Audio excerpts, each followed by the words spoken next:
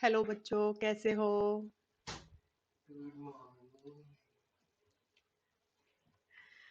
हरिवंश राय बच्चन द्वारा रचित कविता जो हमने पढ़ी, उम्मीद करती हूँ कि तुम सबको समझ में आ गई होगी।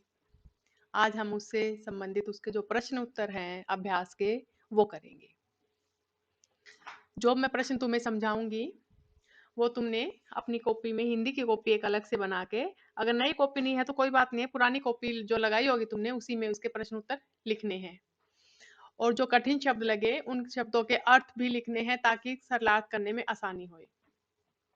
तो आज हम प्रश्न करेंगे अभ्यास के। पहला प्रश्न है, कविता एक और जग जीवन का भार लिए घूमने की बात करती है और दूसरी ओर मैं कभी न जग का ध्यान किया करता हूँ, विपरीत से लगने वाले इन कथनों का क्या आशय है? अर्थात एक तरफ तो कह रही है कि मैं, कवि क्या कह रहे हैं कि मैं संसार का बोझ लेकर इस जीवन में चलता जा रहा हूँ, और दूसरी तरफ कह रही है कि कह रहे हैं कि मैं इस संसार का कभी भी ध्यान नहीं रखता हूँ। ऐसा क्यों कहा गया है, ये पूछा गया है इस प्रश्न में। तो ये इसलिए कहा गया है क्योंकि कवि का जो जीवन में संसार में जीवन जीते हुए जो उसके दायित्व हैं, जो उसके फर्ज हैं, वो अपने फर्ज को, अपने दायित्व को निभाता हुआ जीवन जी रहा है।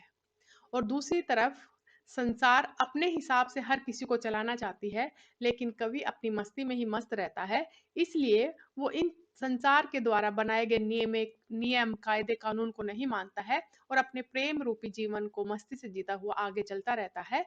इसलिए कवि ने ऐसा कहा है कि मैं कभी भी संसार का ज्यादा ध्यान नहीं देता हूँ और मैं अपने प्रेम में और अपनी मस्ती में ही मस्त होकर मैं जीवन जीता रहता हूँ। दूसरा प्रश्न है, जहां पर दाना रहते हैं वहीं नादान भी होते हैं, कवि ने ऐसा क्यों कहा है?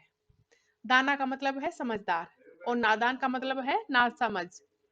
तो कवि ने क्या कहा है कि संसार के जो लोग हैं वो धन दौलत ऐश्वर्य इन सब चीजों के पीछे पड़े हुए रहते हैं, और संसार के लोग ऐसे लोगों को समझदार कहते हैं कि जो धन दौलत जोड़ता रहता है, कमाता रहता है, उसे वो लोग ज्ञानी मानते हैं, समझदार मानते हैं। जबकि कवि का नजरिया दूसरा है, वो ऐसे लोगों को मूर्ख समझता है जो नश्वर है, ऐसी चीजों के पीछे पड़े रहते हैं। और ए, तो कवि उनको क्या समझता है? नादान समझता है। इसलिए कवि इन सब चीजों की परवाह किए बगैर अपने प्रेम में, मस्ती में खोया रहता है। इसलिए यहाँ पर एक ही बात को अलग अलग नजरिए से रखा गया है। एक बार संसार के नजरिए से रखा गया है जो धन दौलत जोड़ने वालों को समझदार मानते हैं, और दूसरी ओर कवि के नजरिए को देखा गया है, कवि उस उन लोगों को क्या मानता है। इन दोनों नजरियों को एक ही बात पर अलग अलग तरीके से बताया गया है। अगला प्रश्न है, मैं और जग और कहाँ का नाता, पंक्ति में और शब्द की विशेषता बताइए। 3 बार और शब्द का प्रयोग किया गया है यहाँ पर। एक बार तो मैं और जग दोनों का आपस में अंतर बताने के लिए किया गया है, और अगली बार ओ मैं और जग और कहाँ का नाता, यानी मेरे और इस संसार में आपस में कोई भी मेल खाता नहीं है। इसलिए उन दोनों के अंतर को बताया गया है कि दोनों के कार्य करने के तरीके, उनके विचार, उनके भाव अलग हैं। इसलिए और 3 बार देकर इस और शब्द के माध्यम से दोनों के अंतर को बताकर, दोनों के विचारधारा के अंतर को बताकर ज्यादा प्रभाव डालने के लिए लिखा गया है। तो हम चौथा प्रश्न कर रहे थे, शीतल वाणी में आग के होने का क्या अभिप्राय है? शीतल वाणी में आग से अभिप्राय है कि शीतल वाणी, कवि की जो आवाज है, जो व्यवहार है, उसका बड़ा ही शांत और कोमल स्वभाव है।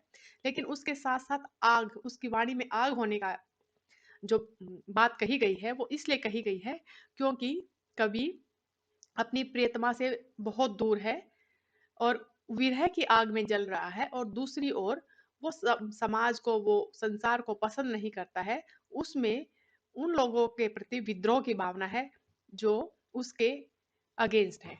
इसलिए शीतलवाणी में आग की बात कही गई है कि शांत स्वभाव होते हुए भी वो अंदर से जल रहा है। पांचवा प्रश्न है, बच्चे किस बात की आशा में नीड़ों से झांक रहे होंगे? बच्चे, ये कविता अगली आगे है हमारी, दिन जल्दी जल्दी ढलता है कविता से लिया गया है ये प्रश्न, जो हरिवंश राय बच्चन की दूसरी कविता थी उसमें से।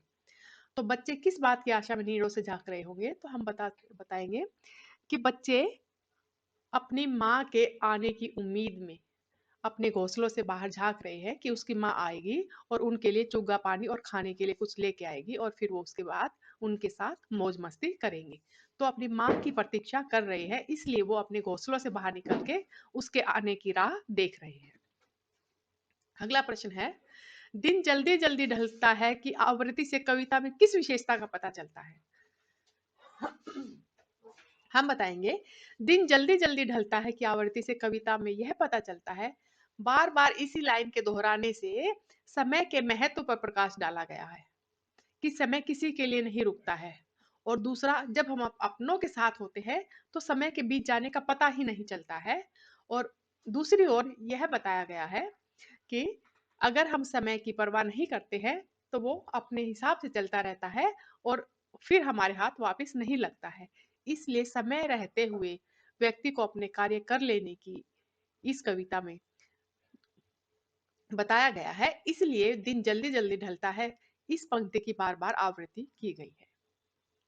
तो ये थे हमारे हरिवंश राय बच्चन द्वारा रचित जो कविता है, उसके प्रश्न उत्तर।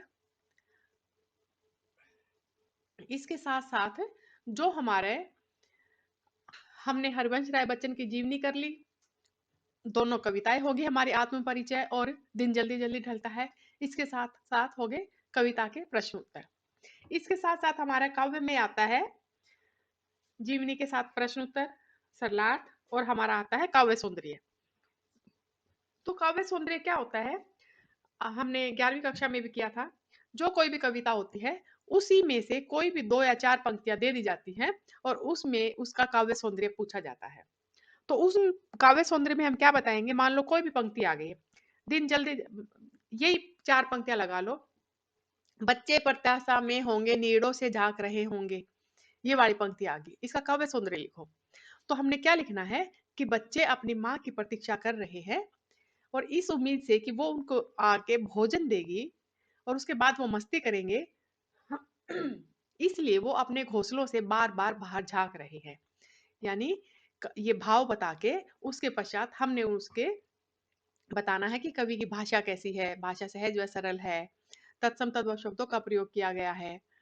दिन जल्दी जल्दी ढलता है पंक्ति लिखेंगे तो इसमें जल्दी जल्दी दो शब्दों का एक साथ प्रयोग किया गया है, तो पुनरुक्ति प्रकाश अलंकार है। समय के महत्व पर प्रकाश डाला गया है, सीधी सादी सरल भाषा का प्रयोग किया गया है, प्रसाद गुण है। ये सारी बातें जो आ जाएंगी, ये काव्य सौंदर्य में आएंगी। और काव्य सौंदर्य की कोई सीमा नहीं है कि इसी पहरे में से आएगा, क्या कुछ है, कविता के कोई भी पंक्तियां लिख के उसका काव्य सौंदर्य पूछा जा सकता है। तो आज हमारी हरिवंश राय बच्चन द्वारा रचित जो 2 कविताएं थी, आत्म परिचय और दिन जल्दी जल्दी ढलता है, या एक गीत जो भी इसका नाम दिया गया है, हमारे ये पूरी हो गई है प्रश्न उत्तर के साथ।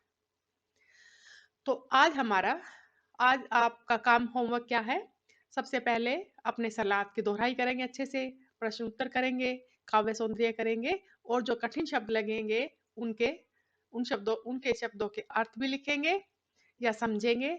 और अगर उसके बावजूद भी कोई तुम्हें कठिनाई आती है, तो हम अगले जो हमारा लेक्चर होगा, अगली जो कक्षा होगी, उसमें उस बात का डिस्कशन करेंगे। थैंक यू बच्चों।